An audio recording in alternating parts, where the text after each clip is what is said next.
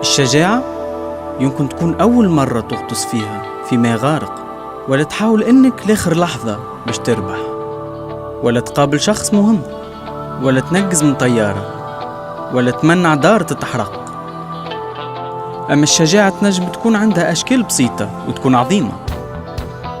الشجاعة هي إنك تقول لا للغش حتى لو ما فما حتى واحد يشوفك، إنك تقف ضد التيار حتى إذا الناس ضحكوا عليك، إنك تحامي على صغير ما عندوش حد يدافع عليه، إنك تعمل الصحيح مش تعمل كان السهل، إنك تخدم اللي معاك بصبر وحب مش تعيش كان لروحك، إنك تحارب الظلم مهما صار، إنك تضحي بحياتك باش تنشر الإنجيل.